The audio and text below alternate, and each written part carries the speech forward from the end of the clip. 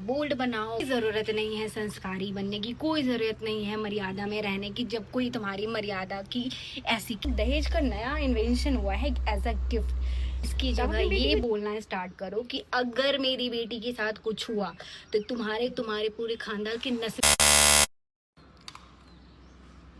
Hi everyone, good morning. मैं ना इस टॉपिक पे बिल्कुल भी बात नहीं करने वाली थी, बट मैं कल से बहुत ज़्यादा सोच रही थी कि इतनी ज़्यादा फीड पे आ रही थी ना ये चीज़ें कि मुझसे रहा ही नहीं गया। तो मैं भी सोचा कि क्यों ना चलो बनाया जाए। वैसे मेरा ये कोई कंटेंट है नहीं जो इस पे बनाया जाए। मेरा कंटेंट हार्ट ब्रेक और सैड पे है। तो जब मैंने सोचा कि जब मेरा कंटेंट भी हार्ट ब्रेक और सैड पे है तो ये तो सबसे बहुत भी तो बहुत सैड ही है, सैड वाली ही बात है, और बहुत ज़्यादा सैड वाली बात है, बहुत ज़्यादा हार्ट ब्रेक वाली बात है। तो ये जो वीडियोज़ है ना, ये वीडियोज़ मैं जो बना रही हूँ ना उनके लिए बना रही हूँ, उनके माँ बाप के लिए। ये वीडियोज़ मैं उनके पेरेंट्स के लिए बना रही हूँ जिनकी बेटी जा चुकी है और वो न्याय की गुहार लगा रही है। जी हाँ, मैं बात कर रही हूँ ट्विशा शर्मा और दीपिका के बारे में, जो अभी हाल ही फिलहाल इतने बड़े केस हो रखे हैं। मैं न्यूज़ रिपोर्टर हूँ नहीं, बट मुझे लगा मेरी पॉइंट ऑफ व्यू भी शेयर करनी चाहिए ताकि लोगों तक कुछ बातें शायद मेरे अंदर की फीलिंग्स भी पहुँच सके। एक्चुअली मैं ये बात उन माँ बाप को कहना चाहूँगी उन जिनकी बेटी भी जा चुकी है और वो न्याय की गुहार लगा रही है अपनी बेटी के लिए। तो मैं उनसे ही ये बात कहना चाहूँगी, और भी माँ के पेरेंट्स के लिए भी बहुत सारी चीज़ें कहना चाहूँगी। आप अब भी जो न्याय की गुहार लगा रही हैं, आपने अपनी बेटी के साथ खुद ही न्याय नहीं किया।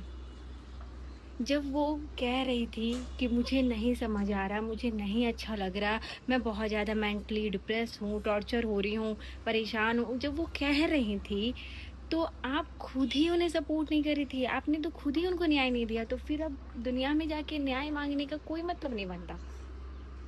जब वो कह रही थी तो आप क्या कह रहे थे? एडजस्ट करो, होता है, चलता है, कॉम्प्रोमाइज़ करना पड़ता है, एडजस्ट करना पड़ता है। क्यों भाई? अगर आपने उस समय थोड़ी हिम्मत करके उन्हें सपोर्ट किया होता और कहा होता कि आ जा बेटा, तो शायद वो आज जिंदा होती। मैं उनके बारे में तो बाद में बात करूँगी, उनकी सास के बारे में। ओ माय गॉड, पता नहीं कैसे वो झेली। वो 2-4 इंटरव्यू दे के इतनी नेगेटिविटी थी उसकी सास में कि भाई सच में उससे हम इंटरव्यू देख के उसे झेल नहीं पा रहे। पता नहीं वो इतने दिन कैसे झेली, 5 से 6 महीने। उसके बारे में बाद में बात करेंगे।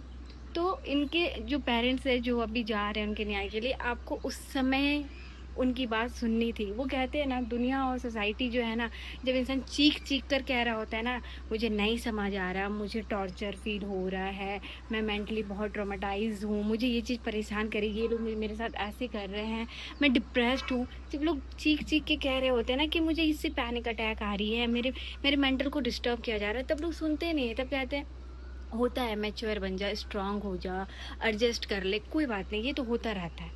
क्यों?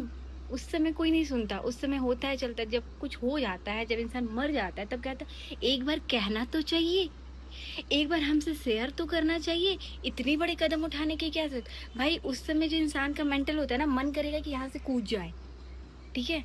वो जो मेंटली चल रहा होता है ना, उस टाइम उसका दिमाग में ये काम नहीं कर रहा होता जो उसके साथ हो रहा था। जो आराम से ज्ञान दे देते पूरी सोसाइटी, फैमिली, रिश्तेदार सब कि भाई एक बार कहना चाहिए, तब कहाँ जाते हो जब कह रहे होते हैं। जब कह रही थी, चीख चीख के कह रही थी, रो रो के कह रही थी, चिल्ला चिल्ला के कह रही थी, गुस्से में कह रही थी, हर तरीके से कहते, उसे पागल घोषित कर दिया जाता है कि ये तो पागल है, ये तो ड्रामा कर रही है।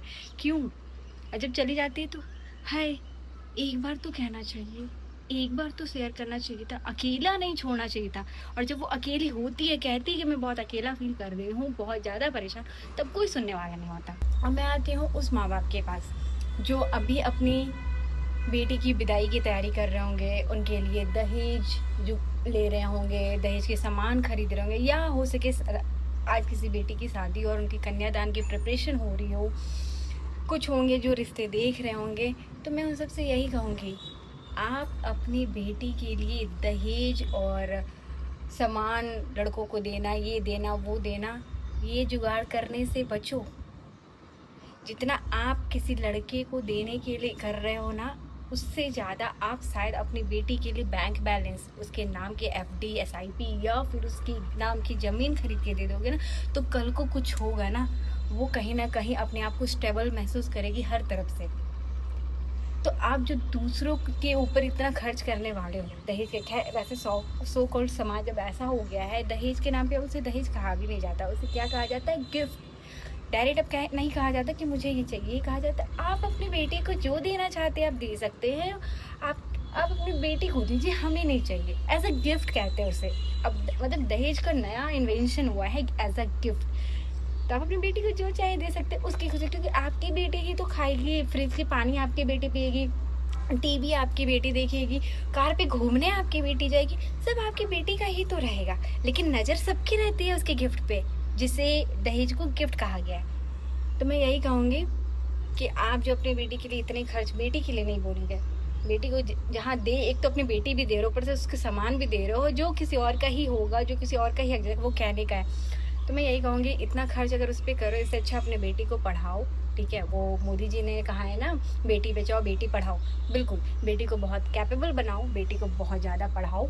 और अगर वो भी हो रहा है तो आप उसकी फाइनेंशियल स्टेबल करो। ये सब आप जो बचपन से जोड़ते हो कि बेटी हो गई है तब जोड़ना होगा, उसके शादी में इतने खर्च होंगे, उसे ये देना होगा, और सामने वालों को इतने पैसे देने होंगे, इतने दहेज, जो भी etc, आप उसके नाम से जोड़ो, उसके नाम का बैंक बैलेंस करो, उस बेटी के नाम का एक घर लो, ताकि कल को कुछ हो ना तो वो बेटी उस घर पे आके अपने आप को स्टेबल, अपने आप को ये कह सके कि मैं इस ट्रॉमाटाइज में नहीं रह सकती, निकल सकती, क्योंकि है आई हैव।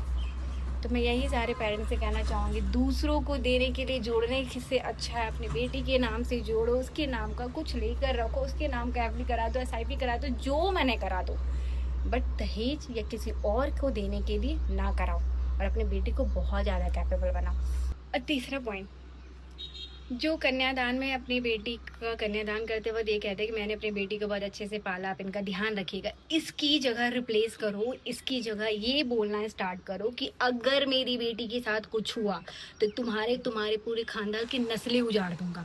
ये कहना अपनी बेटी, अपने दामाद को वहाँ कन्यादान के समय बोलो, और अपनी बेटी को ये बोलो कन्यादान करते समय कि बेटा अगर तुम्हारे पति, तुम्हारे सास, तुम्हारी ननद, तुम्हारे ससुर या खानदान के किसी की भी वजह से तुम्हारे चेहरे की मुस्कान गई या फिर एक आंसू भी आया, तो बिना सोचे समझे बैग उठाकर अपने घर आ जाना, ये घर का दरवाज़ा हमेशा तुम्हारे लिए खुला हुआ है। ये कहना स्टार्ट करो, क्योंकि हमें तलाकशुदा बेटी मंजूर है लेकिन मरी हुई बेटी नहीं। तो ये कहना स्टार्ट करो कन्यादान के समय। एंड अपनी बेटी को बहुत ज़्यादा बोल्ड बनाओ, बहुत ज़्यादा। और सारी लड़कियों से ये कहना है, कोई ज़रूरत नहीं है संस्कारी बनने की, कोई ज़रूरत नहीं है मर्यादा में रहने की, जब कोई तुम्हारी मर्यादा की ऐसी की तैसी कर दे। ठीक है, तो बोलना सीखो, क्योंकि आज की डेट में बिना बोले कुछ नहीं होगा, सिर्फ लोग तुम्हें दबाएंगे, तुम्हें कॉम्प्रोमाइज़ करवाएंगे, तुम्हें एडजस्ट करवाएंगे, और लास्ट में मौत के घाट उतार दिए जाओगे। तो इसलिए कोई भी ज़रूरत नहीं है, क्योंकि मर्यादा और संस्कार लड़कियों को नहीं, सारे माँ बाप से कहना चाहूँगी, मर्यादा और संस्कार लड़कियों के सिखाने के नहीं, लड़कों को सिखाओ अपने।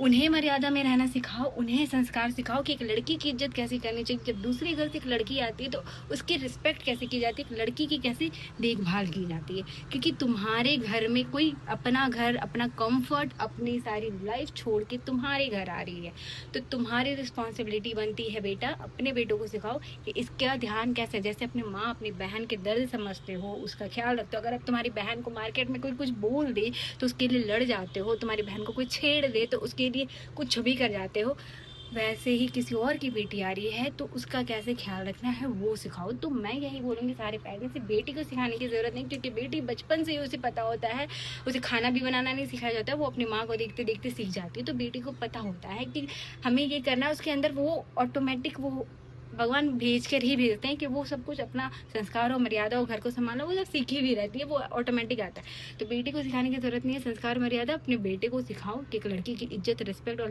लड़की की केयर और एक लड़की को खुश कैसे रखा जाता है। अगर बेटों को सिखाना स्टार्ट कर दिया, बेटों को रिस्पेक्ट सिखाना लड़कियों की स्टार्ट कर दिया, तो किसी भी घर में कोई भी लेडीज़ ट्रॉमाटाइज नहीं होगी, मेंटल प्रेशर में नहीं होगी, ना ही कोई मौत के घाट उतार दिए जाएंगे, और ना ही कोई सुसाइड करने पे अपना कदम उठा देगी। तो मैं यही सारे पेरेंट्स से कहूँगी कि प्लीज़ अपनी बेटी से ज़्यादा अपने बेटों पे ध्यान दो, और उन्हें संस्कार सिखाओ, और अपनी बेटी को बोल्ड एंड हमेशा उन्हें कहो कि तुम्हें कुछ सहने की ज़रूरत नहीं है, हम हैं और तुम्हें कुछ भी हो, तुम्हारे लिए ये दरवाज़ा हमेशा खुला है, तुम आ जाना, बस कुछ सहना नहीं। तो अगर कोई पेरेंट्स ये कह रहे हैं कि तुम्हारे घर की डोली यहाँ से उठ चुकी है तो अर्थी वहीं से उठेगी, नो। क्यों भाई, क्यों उठेगी, क्यों नहीं उठेगी? अब से ये कहना स्टार्ट करो, अगर डोली यहाँ से उठी है तो नहीं से कुछ हो रहा है बर्दाश्त, यहाँ हो जाओ। हमारे यहाँ से इतने साल पाला है, आगे भी पाल लेंगे, कोई बात नहीं। डोली यहाँ से उठी, अर्थी भी उठेगी, लेकिन उसके घर से नहीं उठेगी जिसके घर हमने इतने सारे खर्च करके भेजे हैं, ठीक है?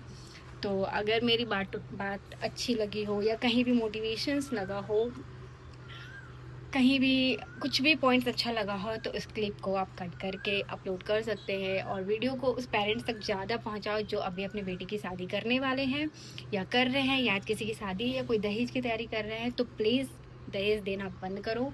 गिफ्ट के नाम पे आजकल जो हो रहा है कि गिफ्ट है बेटी के नाम पे, कोई ज़रूरत नहीं। बेटी के नाम पे गिफ्ट है ना, बेटी के नाम पे बैंक बैलेंस दे दो, बेटी के नाम पे ज़मीन खरीद के दे दो, बेटी के नाम पे SIP FD सब कुछ करा लो, लेकिन उन लोगों के देने की नीड नहीं है। तो आई होप ये वीडियो अच्छा लगा हो। और हाँ, ये लास्ट पॉइंट तो मैंने बोलना ही भूल गई, वो उसकी सास जो ट्विशा की थी, मतलब उसकी जो न्यूज़ मैंने एक दो सुनी, मतलब भाई ये जज थी ना, मैं तो ये सोच रही हूँ कि इसने जिसका न्याय किया होगा, क्या वो भी खुश होगी? मतलब सही न्याय किया होगा। तो गाइज, इस जज के थ्रू जिसका भी न्याय हुआ होगा, तो कमेंट करना, क्या तुम्हारा न्याय सही हुआ था इस जज के थ्रू? जो रिटायर जज है ये, इनकी सास, मुझे तो नहीं लगता, क्योंकि जैसे इसकी बोली है, जितना मतलब 2-4 ही इंटरव्यू देखे हैं, 2-4 लाइन्स ही मैंने देखे, और इतनी निगेटिविटी वो झेल गई लिटरली। मुझ जैसी या और भी कोई लड़कियां होती तो नहीं झेलती, मतलब लिटरली। अभी भी ये वैसे सास है ना कि वो जो चुगलखोर वाली सास नहीं होती कि बहू के बाहर जाते ही मर गई है उसकी बहू, उसके बाद में वो चुगली, मतलब क्या ही बोलूं, वही वाली सास है कि बहू बाहर चली गई है और घर में बैठ के रिश्तेदारों के बीच, मोहल्ले के बीच, मेरी बहू ने तो आज ऐसे पहना, मेरी बहू ने तो आज ऐसे खाना बनाया, नमक भी नहीं था, ये भी नहीं था, मेरी बहू तो लेट से सो के उठी, मेरी बहू तो दिन भर अपने मायके में बात करते रहती, मेरी बहू तो ऐसे, मेरी तो वही वाली सास है कि जो चुगली करने में एक्सपर्ट है अपनी बहू की, बाहर निकली नहीं कि बस उसका। तो शर्म करो यार, वो चली गई है, ठीक है? और उसके बारे में पौधे में, मतलब पौधों की इसकी चिंता है यार, वो लड़की चली गई है किसी की, उसकी जान उसको पौधों की पड़ी हुई है, प्लेट नहीं, अरे मैनर्स है, मैनर्स सबके अंदर वो मैनर्स होते हैं कि मैंने खाना खाया है तो प्लेट उठा के रखेगी। ये लड़की, भले लड़कों के अंदर नहीं आता हो कि खाना खा लिया प्लेट उठा के रख ले, आज के डेट में बहुत सारे लड़के कर भी लेते हैं, लेकिन लड़कियों को बचपन से आता है कि हम एक गिलास पानी भी पिए ना तो उनको उठा के रखना, उसके लिए बोल रही है।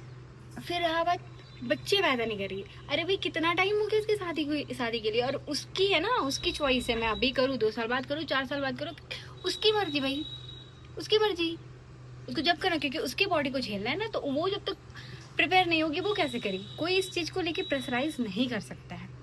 तो लिटरली पता नहीं वो कैसे झेल ली, हम जैसे नहीं झेल सकते, मतलब उसको देख के इतना गुस्सा आ रहा है ना।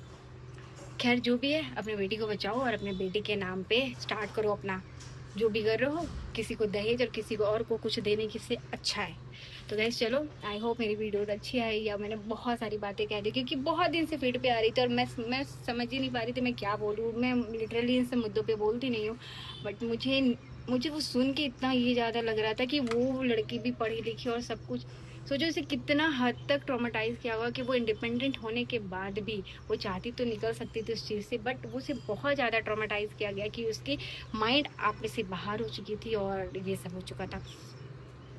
तो गाइस चलो, इतना ही आज के लिए, फिर मिलते हैं। और अच्छा लगा हो तो लाइक शेयर सब्सक्राइब, इस वीडियो को ज़्यादा से ज़्यादा शेयर करना उन माँ बाप को ज़्यादा जो अभी अपनी बेटी की शादी करने वाले हैं और दहेज देने वाले, तो शायद उन्हें कुछ समझ आ जाए।